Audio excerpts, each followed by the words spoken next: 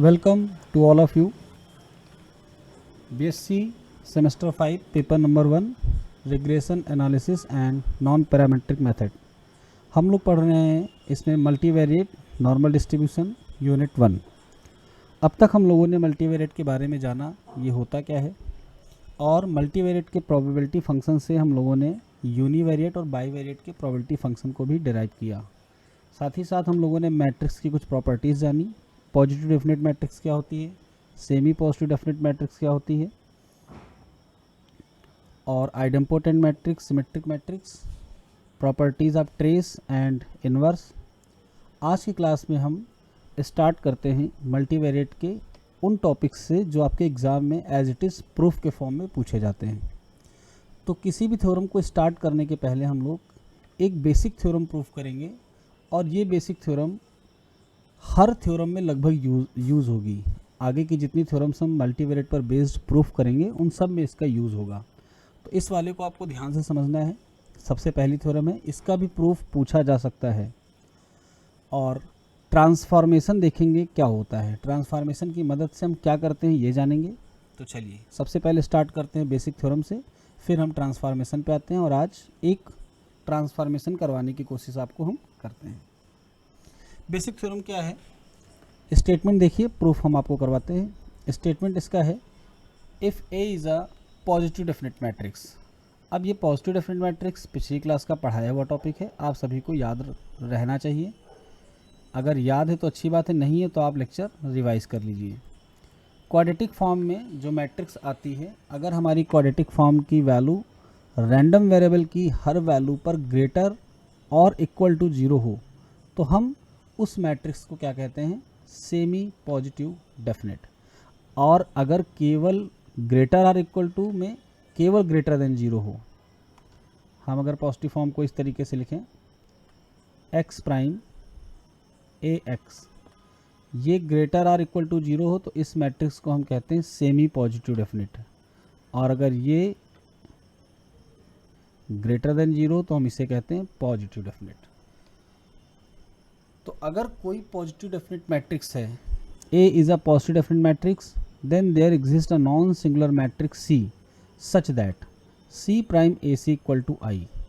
सबसे पहले हम स्टेटमेंट को ही समझेंगे कि ये C prime A C equal to I इन्होंने कैसे कहा।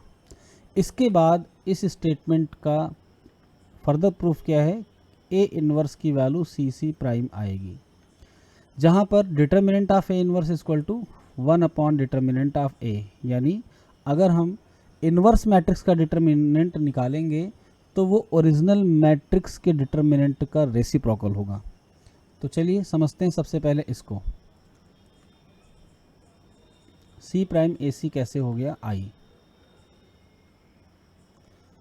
तो स्टेटमेंट हमने देख लिया कि हमारे पास एक मैट्रिक्स A जो कि पॉजिटिव डेफिनेट है, और कहा जा रहा है कि अगर कोई एक पॉजिटिव डेफिनेट मैट्रिक्स है तो ज़रूर एक मैट्रिक्स C एग्जिस्ट करेगी जिससे C प्राइम ए सी करने पर I हमें मिलेगा।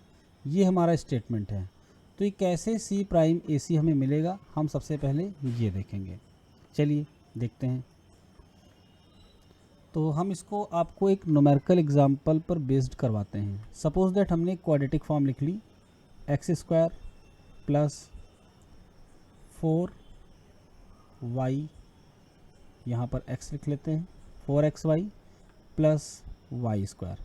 इस क्वाड्रेटिक फॉर्म को हम इसका कोफिशिएंट 2 कर लेते हैं। अगर हम इस क्वाड्रेटिक फॉर्म को मैट्रिक्स के फॉर्म में लिखें तो वेक्टर x की वैल्यू क्या होगी, आप में से कौन बताएगा हमें।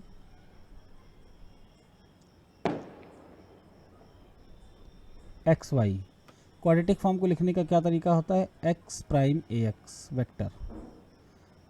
तो अगर हम x प्राइम पहले लिखेंगे तो सबसे पहले क्या लिखेंगे, एक्स वाई, और x वेक्टर लास्ट में है तो ये कॉलम वेक्टर के फॉर्म में रहेगा।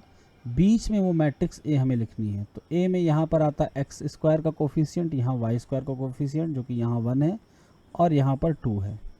इसके अलावा यहाँ पर कौन सी वैल्यूज आती हैं, एक्स वाई का कोफिशिएंट्स 2 जगह है तो आधा कर देंगे, यानी 4 का ये 2 और 2 हो जाएगा। तो मैट्रिक्स A हमें मिल गई। अब इस इक्वेशन में अगर हम x और y की वैल्यूज़ को पुट करें विद इन रेंज तो ये ग्रेटर देन 0 आएगा। ये आप करके देख सकते हैं। ग्रेटर देन 0 आने के साथ ही इस मैट्रिक्स को हम कहेंगे पॉजिटिव डेफिनेट मैट्रिक्स। तो सबसे पहले हमें मिल गई एक पॉजिटिव डेफिनेट मैट्रिक्स। अब कहा जा रहा है there exist a non singular matrix C. नॉन सिंगुलर का मतलब अगर हम इस सी का डिटर्मिनेंट निकालें तो ये 0 के बराबर नहीं होना चाहिए। There exist a non singular matrix C such that this condition is hold. तो कैसे ये कंडीशन होल्ड करेगी, इसके लिए हम क्या करते हैं देखते हैं। तो हम मैट्रिक्स ए लिख लेते हैं और इसको आई से मल्टीप्लाई कर लेते हैं प्री एंड पोस्ट। जब भी किसी मैट्रिक्स को आइडेंटिटी मैट्रिक्स से मल्टीप्लाई करेंगे तो रिजल्टेंट मैट्रिक्स पर कोई फर्क पड़ेगा क्या? No sir. यानी हमें यहाँ पर मिलेगा ए। अब इन मैट्रिक्स सी प्राइम और सी को निकालने के लिए हम क्या करेंगे देखते हैं। ए मैट्रिक्स की वैल्यू जो भी हो हम इसको ए के फॉर्म में लिखेंगे। यहाँ पर ए मैट्रिक्स की वैल्यू पुट कर लेंगे। क्या है वैल्यू हमारे पास 1 2 2 2। यहाँ पर आई को हम उस ऑर्डर का लेते हैं जिस ऑर्डर की हमारी मैट्रिक्स होती है। 2 क्रॉस 2 है तो आई को हम ले लेंगे 2 क्रॉस 2।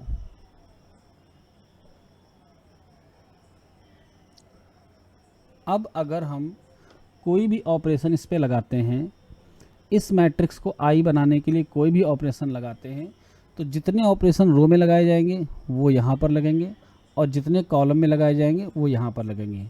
अगर हमने इसको किसी नंबर से मल्टीप्लाई या डिवाइड किया तो मल्टीप्लाई और डिवाइड करने के केस में वो हम इस वाले के रो में मल्टीप्लाई करेंगे और इस वाले के कॉलम में। जैसे पहली रो में हमने 2 से मल्टीप्लाई किया तो इसके पहली रो में 2 से मल्टीप्लाई होगा और इसके पहले कॉलम में। ये रूल है। इस तरीके से हम इन मैट्रिक्स सी प्राइम और सी को आसानी से पा सकते हैं। तो चलिए देखते हैं सी प्राइम ए सी क्या हमको मिल पाएंगी जिससे कि ये मैट्रिक्स आइडेंटिटी बन जाए। तो आइडेंटिटी बनाने का रूल क्या है? सबसे पहला काम हम क्या करेंगे, हम मैट्रिक्स में इक्लॉन फॉर्म या नॉर्मल फॉर्म आप लोगों ने पढ़ी होगी, उस फॉर्म में इसको लाने की कोशिश करेंगे। तो R1 यानी रो 1 में जो पहली पोजीशन है वो 1 है, दूसरी पोजीशन 0 होनी चाहिए। तो इसको 0 बनाने के लिए क्या करेंगे, हम पहली रो को 2 से मल्टीप्लाई करेंगे यानी R2 change into R2 minus 2R1। अब ये किसका इफेक्ट है, रो का या कॉलम का? ये रो का है। रो का है इसलिए कौन सी मैट्रिक्स में अप्लाई किया जाएगा, पहली वाली में। चलिए अप्लाई करें, चेंज करते हैं हम लोग। R2 change into R2 minus 2R1 यानी R1 एज इट इज़ लिखा हुआ है, R2 चेंज हो रहा है। ये 0 हो गया और ये -2 हो गया। कैलकुलेशन आप लोग चेक करते रहना, अगर कहीं कोई गड़बड़ी मिले तो बताना। अभी तक सब कुछ सही है। चलो यहाँ भी चेंज कर लेते हैं। तो R1 सेम है, R2 चेंज हुई है, R2 माइनस 2R1 यानी हम यहाँ पर 0 लिखेंगे और 2 2 ज़ा 4 -2। इस वाली को हम ज़रा फिर से करेंगे कैलकुलेट। ये वाला ऑपरेशन कॉलम इस पे आइडेंटिटी मैट्रिक्स पे अप्लाई हुआ है। तो आइडेंटिटी मैट्रिक्स की एंट्रीज ये हैं, इनके अकॉर्डिंग हम चलेंगे। तो अगर R2 change into R2 minus 2R1 करेंगे तो यहाँ पर क्या आ जाएगा, -2 आ जाएगा। सब लोग बताओ। और यहाँ पर शायद 1 रहेगा। ये कैलकुलेशन थोड़ी सी गलत हो गई थी। समझ गया सब लोग कि नहीं? हाँ या ना? हाँ आप लोग रिस्पॉन्ड करिए, ठीक है। किसी को कोई दिक्कत हो तो बोल सकता है। तो R2 का ऑपरेशन इधर भी लग गया और रो का था तो सिर्फ पहली मैट्रिक्स पे अप्लाई हुआ। अब नॉर्मल या इक्लॉन फॉर्म में या आइडेंटिटी फॉर्म में लाने के लिए हम इसको क्या बनाएंगे, 0 बनाएंगे। तो 0 बनाने के लिए फिर से क्या करेंगे, अब की कॉलम ऑपरेशन अप्लाई करेंगे। कॉलम में हम लोग क्या लिखेंगे, C2 change into C2 minus 2C1। समझ गए ना सब लोग? तो चलिए चेंज करते हैं। C2 को 2 से मल्टीप्लाई करना है C1 को और C2 से घटा देना है, तो ये 0 आ जाएगा और ये एज इट इज़ रहेगा -2। यहाँ पर क्या आएगा, 1 और 0। ये ऑपरेशन था कॉलम का, इसलिए हम अप्लाई करेंगे बाद वाली मैट्रिक्स पर। तो बाद वाली मैट्रिक्स पे जब हम इसे अप्लाई करेंगे तो हमें क्या मिलेगा, 1 -2 0 1। कैलकुलेशन चेक कर लो, देखो गलत तो नहीं है। अब आई बनाने के लिए हमको इसके रो को -2 से डिवाइड करना पड़ेगा। यानी हम लोग चेंज करेंगे R2 change into R2 by -2। अब यहाँ पर मल्टीप्लाई या डिवाइड करेंगे तो हमको इस वाले में रो में करना होगा और बाद वाले के कॉलम में करना होगा। तो चलिए पहली मैट्रिक्स के रो में -2 से मल्टीप्लाई करना है। कौन सी वाली? सेकेंड रो में। पहली रो एज इट इज़, इसमें अगर हम -2 से डिवाइड करेंगे तो ये वैल्यू क्या आ जाएगी? 1 और ये -1/2। बीच में मैट्रिक्स ए। इस वाले के कॉलम में यही काम करेंगे। -2 से डिवाइड करेंगे तो ये 1 और ये -1/2। सेम यहाँ रो 2 को हम -2 से डिवाइड करेंगे तो 0 और 1। ये मैट्रिक्स बन गई आई। बीच में मैट्रिक्स है ए, इसको हम सी प्राइम कहेंगे तो ये ऑटोमेटिक सी हो गई। सी प्राइम पर एक बार फिर से प्राइम लो, सी आ जाएगा, या सी का प्राइम लो तो ये मिल जाएगा। ये दोनों मैट्रिक्स एक दूसरे की ट्रांसपोज आपको दिख रहे हैं कि नहीं दिख रहे हैं? आगे बढ़ते हैं। कंडीशन क्या थी कि ये सी नॉन सिंगुलर होनी चाहिए, तो हम सी का डिटर्मिनेंट निकाल कर देखें क्या ये नॉन सिंगुलर है।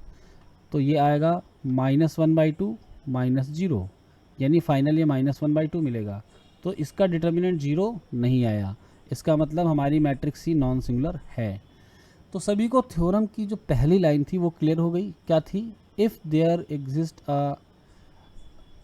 if A is a positive definite matrix then there exists a non-singular matrix C such that C prime AC is equal to I। हमने इस बात को देख लिया ये कैसे होता है। क्लियर? चलिए आगे बढ़ते हैं।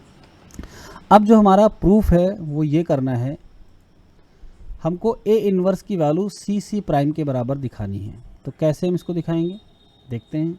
हमें A इन्वर्स चाहिए, हमको जो दिया है हम इसी को लेकर चलते हैं। हमें क्या दिया हुआ है? C prime AC is equal to I।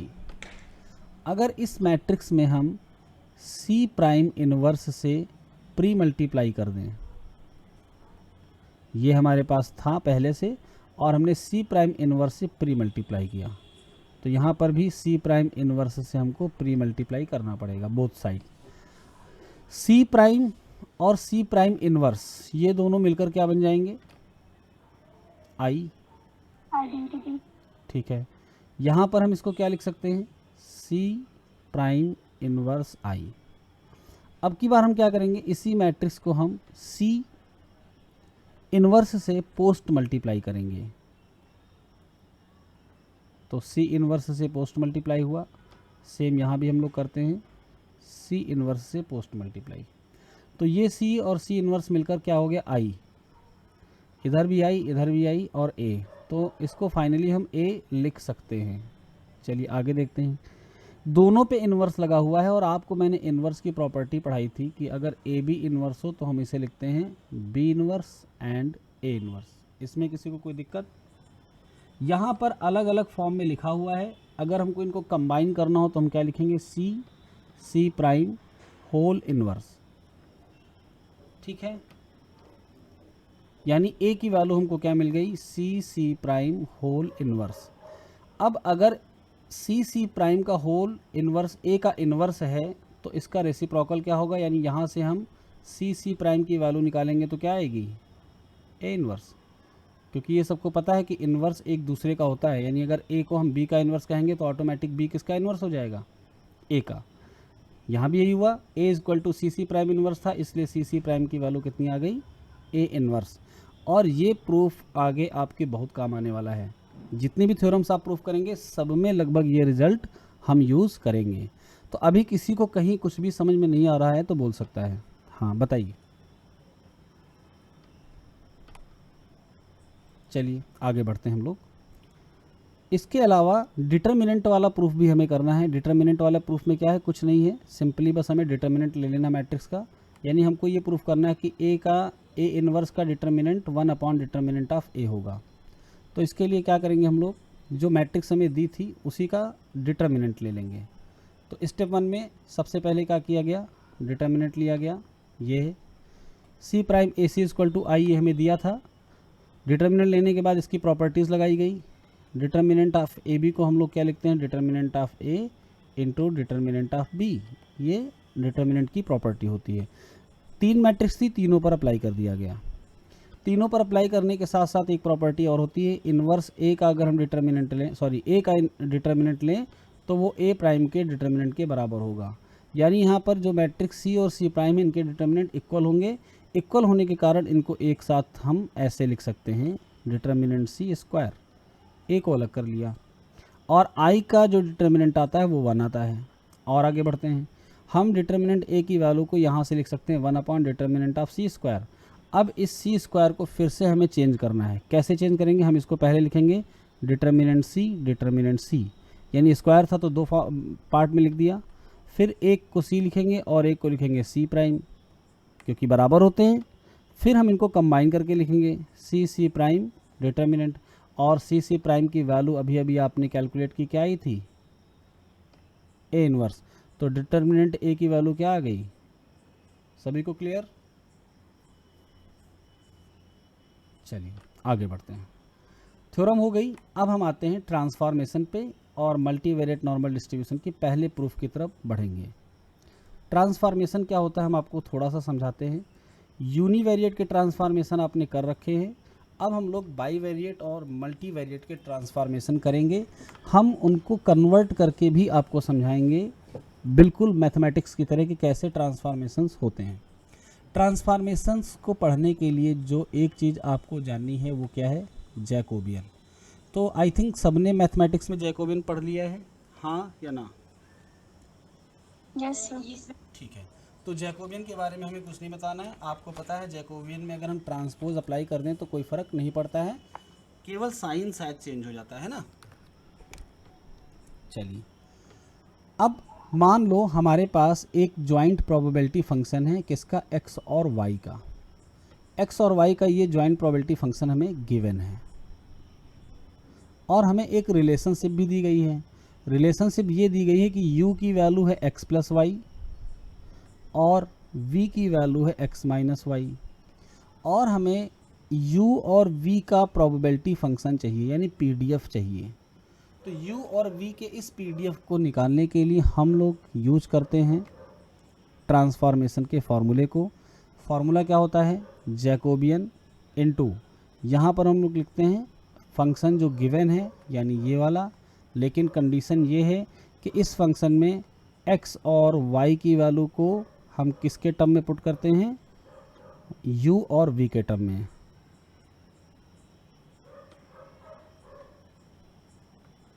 अब मान लो आपके पास 3 रैंडम वेरिएबल होते, x, y और z, और अब की बार हमको x और y z के रिलेशनशिप को इस तरीके से कन्वर्ट करना है।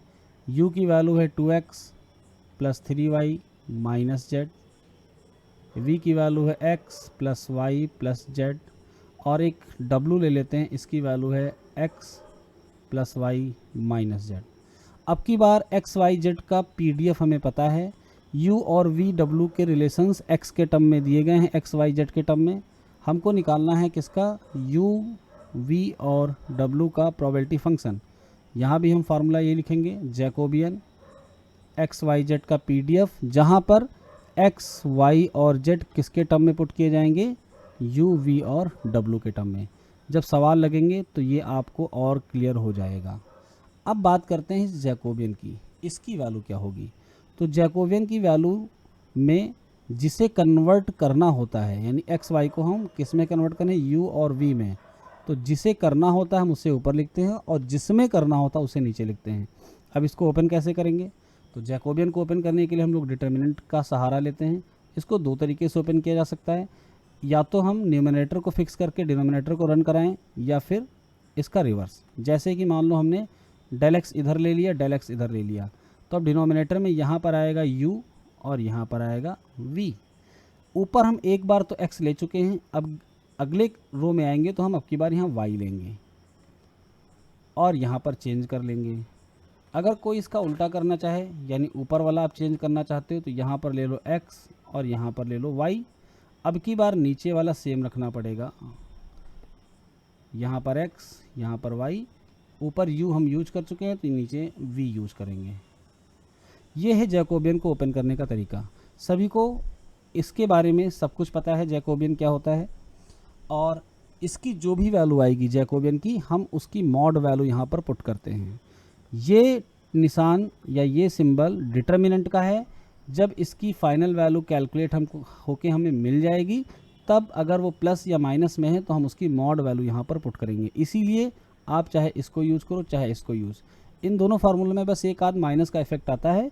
तो हम जब मॉड वैल्यू ले ही रहे हैं तो माइनस आए तो उससे कोई फ़र्क हमारे क्वेश्चन पे नहीं पड़ने वाला है। तो चलिए हम प्रूफ की तरफ बढ़ते हैं और आपको पहला प्रूफ आज दिखाते हैं। इसी फॉर्मूले को हम मल्टीवेरिएट के टर्म में कैसे लिखेंगे। मल्टीवेरिएट के टर्म में हमारे पास जो रैंडम वेक्टर x था उसमें कितने पैरामीटर थे, x1 x2 dot dot xp। मान लो हमको इसका ज्वाइंट प्रोबेबिलिटी फंक्शन दिया है, x1 x2 xp का ज्वाइंट प्रोबेबिलिटी फंक्शन गिवन है, और हमें इसको कन्वर्ट करना है किसमें, y1 y2 dot dot yp में। तो फार्मूला क्या होगा, f y1 y2 dot dot yp mod value of Jacobian x1 x2 dot dot xp where x1 x2 xp are put in the term of y1 y2 and yp। अब बारी है इनको apply करने की। इसके पहले कि हम ट्रांसफॉर्मेशन के क्वेश्चन करें, सबसे पहले आपको ये बताना है कि मल्टीवेरिएट नॉर्मल डिस्ट्रीब्यूशंस का प्रोबेबिलिटी फंक्शन क्या होता है, जो कि आप पिछली क्लासेस में पढ़ चुके हैं। अगर कोई रैंडम वेक्टर x फॉलो कर रहा है p variate normal distribution with mean vector mu and dispersion matrix sigma, then what is the probability function of this random vector x? कौन बताएगा, किसी को याद है? चलिए आप लोग याद करिए, और आसान है, कठिन नहीं है, रिवाइज करेंगे तो आसानी से याद हो जाएगा। 1/2 pi power p by 2 determinant of sigma power 1/2 e raise to the power 1/2 x vector minus mu vector prime sigma inverse x vector minus mu vector. याद आया कि नहीं आया? क्या ये कठिन है क्या?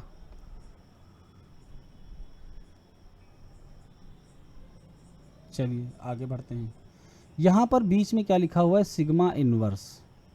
हम लोगों ने पढ़ा sigma is a positive definite matrix. अगर सिग्मा एक पॉजिटिव डेफिनेट मैट्रिक्स है तो इसका इन्वर्स भी पॉजिटिव डेफिनेट मैट्रिक्स ही होगी। आपको ये पता है ना कि ये एक क्वाड्रेटिक फॉर्म होती है, जो e की पावर में होती है, ये एक क्वाड्रेटिक फॉर्म होती है। आपने बाइवेरिएट में से प्रूव भी करके देखा। तो क्वाड्रेटिक फॉर्म में जो बीच में मैट्रिक्स आती है उसको हम क्या कहते हैं, पॉजिटिव डेफिनेट। तो यहाँ पर sigma inverse is a positive definite matrix हम लिखेंगे, और इम्प्लाइज दैट में लिखेंगे sigma is also a positive definite matrix. यानी चाहे मैट्रिक्स सिग्मा ले या सिग्मा इनवर्स, ये पॉजिटिव डेफिनेट होगी। तो मान लो हमने सिग्मा इनवर्स को ले लिया पॉजिटिव डेफिनेट, तो रिजल्ट क्या था, जरा पुराना रिजल्ट याद करिए। पुराना रिजल्ट ये था, if A is a positive definite matrix then there exist a non singular matrix C such that C prime AC is equal to I implies that A inverse is equal to C prime। ये था हमारे पास पुराना result जो अभी अभी हमने proof किया। इसको अगर हम सिग्मा पे अप्लाई करें तो क्या होगा, क्या क्या चेंजेस हुए हैं। ये थ्योरम हमने ए के लिए कही थी, लेकिन अब की बार हमारी क्वाड्रेटिक फॉर्म में जो थ्योरम है वो कौन है, सिग्मा इनवर्स। तो हम सारी बातें किसके लिए लिखेंगे, इस पॉजिटिव डेफिनेट मैट्रिक्स के लिए। कैसे लिखेंगे, if sigma inverse is a positive definite matrix then there exists a non singular matrix C such that C prime sigma inverse C is equal to I implies that। अब की बार जब implies that करेंगे, यहाँ A था तो यहाँ A inverse आया, यहाँ पर सिग्मा इनवर्स है तो यहाँ आएगा sigma is equal to C prime. किसी भी थ्योरम को प्रूफ करने के लिए हमको सबसे पहले यही लिखना होगा, क्योंकि इसका यूज़ हम करेंगे। तो चलिए बढ़ते हैं पहले ट्रांसफॉर्मेशन की तरफ। पहले ट्रांसफॉर्मेशन में हम आपको सब कुछ समझाएंगे, तो टाइम लगेगा, क्लास 8 बजे तक भी चल सकती है, इसलिए प्रिपेयर रहिए।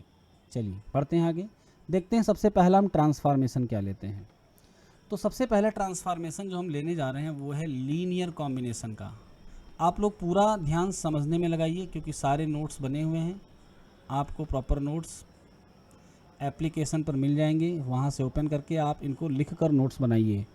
प्रिंट आउट के पीछे कोई मत पड़े, इसलिए कि जब एक बार आप नोट्स को लिखेंगे तो ये सारी चीज़ें आप एक बार फिर से करेंगे, और करते समय आप बहुत कुछ सीखेंगे। लीनियर कॉम्बिनेशन को हम मैट्रिक्स के फॉर्म में कैसे रिप्रेजेंट करते हैं।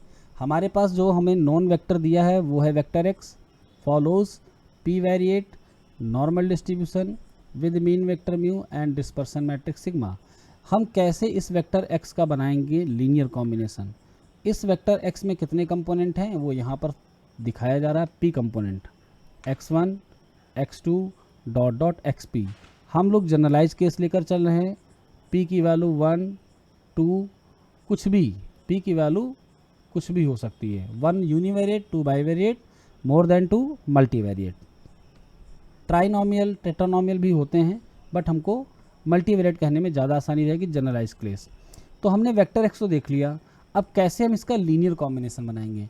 तो इसका लीनियर कॉम्बिनेशन हम बनाएंगे y vector is equal to C x vector.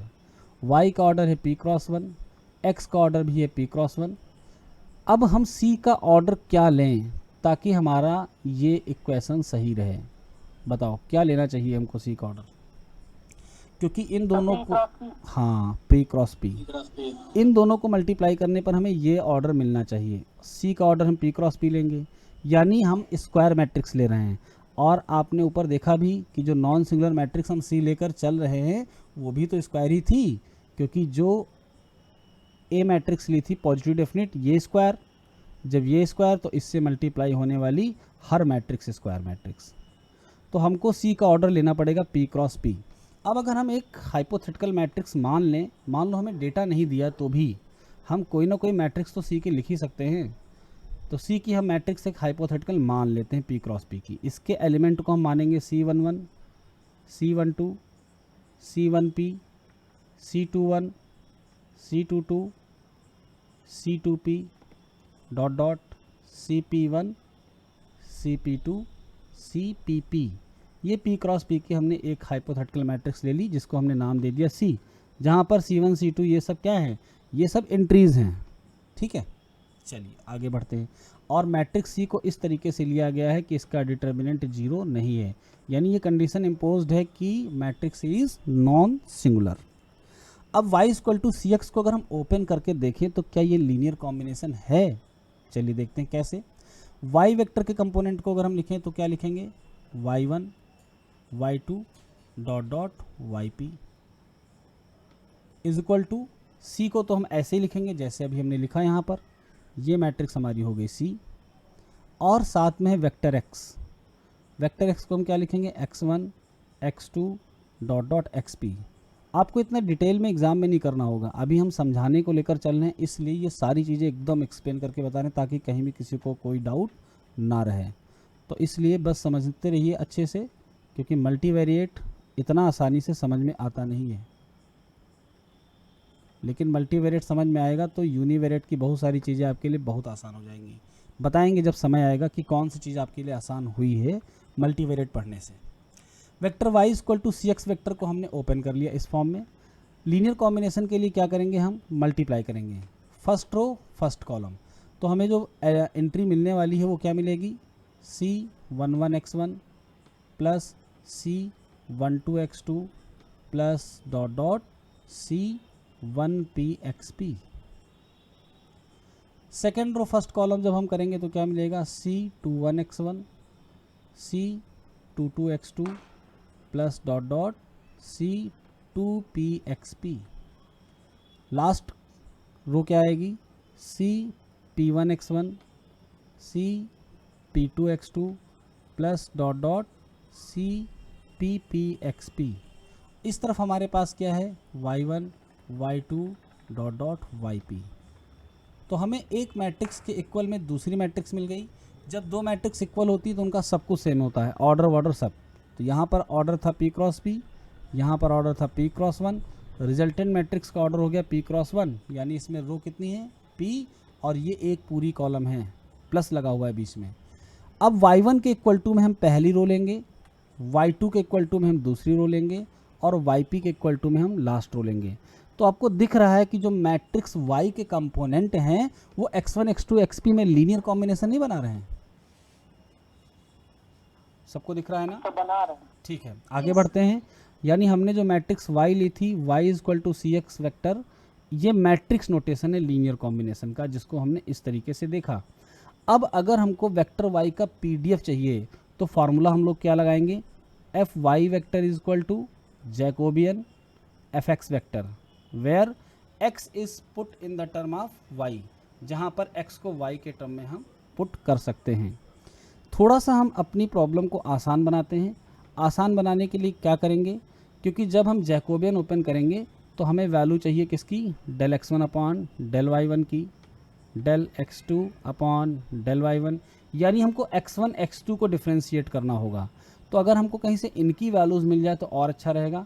तो हम अपने ट्रांसफॉर्मेशन को थोड़ा सा बदलेंगे। कैसे बदलेंगे, इस लीनियर कॉम्बिनेशन में हम सी इनवर्स से प्री मल्टीप्लाई कर देंगे। जब सी इनवर्स से प्री मल्टीप्लाई करेंगे तो ये बन गया एक्स वेक्टर, और सी इनवर्स वाई को हम डी वाई वेक्टर लिख देंगे, क्योंकि सी इनवर्स तो एक मैट्रिक्स ही होगी। उस मैट्रिक्स को अगर हम डी नाम दे दें तो कोई दिक्कत नहीं है। अब होगा क्या, डी के एलिमेंट D1 D2 के फॉर्म में रहेंगे, यानी हम नोटेशन के फॉर्म में इनको लिख सकते हैं। अब निकालते हैं हम सबसे पहले क्या, जैकोबियन। जब जैकोबियन आ जाएगा तब हम आगे प्रोसीड करेंगे। तो जैकोबियन का जो फार्मूला है वो क्या होने वाला है,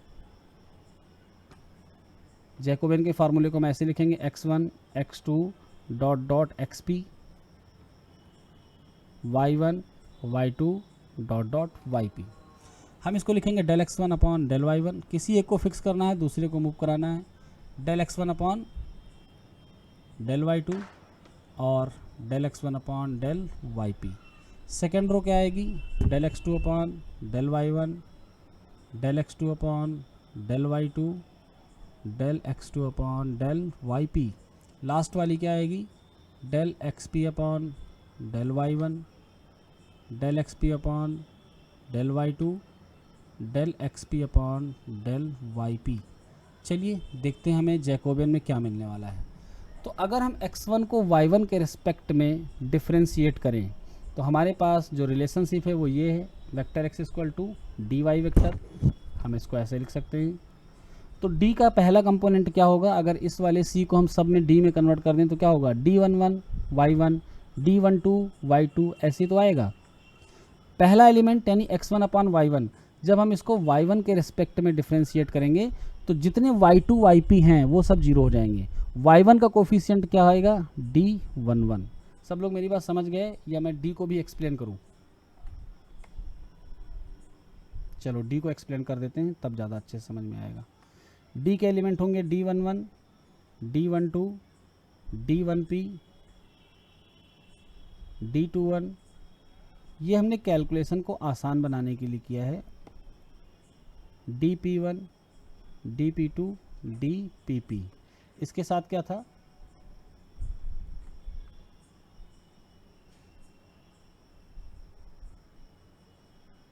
y1 y2 dot dot yp, और इस तरफ क्या था, x1 x2 dot dot xp। अब अगर हम मल्टीप्लाई करेंगे तो पहली रो हमारे पास क्या आएगी, d11 y1 d12 y2 plus dot dot d1p yp is equal to में x1 मिलेगा। अब जब इस x1 को y1 के रिस्पेक्ट में डिफ्रेंशिएट करोगे तो देखो क्या मिला आपको, y2 yp तक सारे जीरो, y1 के रिस्पेक्ट में डिफ्रेंशिएट करेंगे तो d11 मिलेगा। क्लियर, हाँ है ना? ओके। अब अगर हम इसी x1 को y2 के रिस्पेक्ट में डिफ्रेंशिएट करें तो क्या मिलेगा, d12। इसी तरीके से लास्ट में हमें मिलेगा d1p। अब हम इसकी सेकेंड रो लेते हैं। सेकेंड रो का मतलब x2 को हम बारी बारी से y1 y2 yp के टर्म में डिफ्रेंशिएट करेंगे तो हमें फिर से यही टर्म्स मिलेंगे, d21 d22 और d2p। यानी अल्टीमेटली हमें यहाँ क्या मिल गया, हमें यहाँ पर मिला डी मैट्रिक्स का डिटर्मिनेंट, क्योंकि जैकोबियन को निकालने के लिए हम यहाँ पर क्या यूज़ करते हैं, डिटर्मिनेंट का सिंबल यूज़ करते हैं। तो मैट्रिक्स डी जो थी वही मिली हमें जैकोबियन के फॉर्म में, लेकिन बाहर लग गया एक डिटर्मिनेंट। तो क्या इससे किसी को कोई समस्या? अच्छा, ये बात सबको समझ में आ गई, कैसे आया जैकोबियन की वैल्यू, कैसे आई, सबको समझ में आया? Yes sir. ठीक है, हमें जैकोबियन की वैल्यू मिल गई डी। थोड़ा सा हम इसमें मॉडिफिकेशन करेंगे अपने प्रूफ में पुट करने के लिए। क्यों? क्योंकि हमारे पीडीएफ में आपको याद होगा इसकी पावर 1/2 आता है। तो 1/2 हम कैसे लाएंगे, इसके लिए ज़रा देखते हैं। हम क्या करेंगे, इसका स्क्वायर करेंगे, डिटर्मिनेंट है स्क्वायर तो कर सकते हैं ना, और इस पर रूट लगा लेंगे, कोई दिक्कत? ओके, आगे बढ़ते हैं। तो स्क्वायर वाले को हम दो जगह बांट कर लिख देंगे ऐसे, और जो रूट लगा है इसको हम लिख देंगे पावर 1/2। अब एक मैट्रिक्स को हम क्या लिखेंगे, डिटर्मिनेंट डी, और दूसरे को लिख देंगे डी प्राइम, और इस पे पावर लगा देंगे 1/2। आगे हम इसको क्या लिख सकते हैं, डी की वैल्यू क्या थी, सी इनवर्स। जब ट्रांसफॉर्मेशन में हमने वैल्यू पुट की थी तो इसको सी इनवर्स लिया था, सी इनवर्स प्राइम, और ये पावर है 1/2। दोनों पे इनवर्स है, एक पे प्राइम है एक पे नहीं है, तो क्या होगा, एक वैल्यू आगे आएगी और एक पीछे हो जाएगी।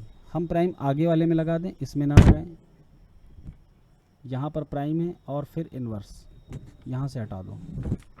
हम इसको क्या लिखेंगे, सी प्राइम इनवर्स। इनवर्स में पावर 1/2 पहले से ही लगी है, तो वो 1/2 भी इससे आगे मल्टीप्लाई हो जाएगी।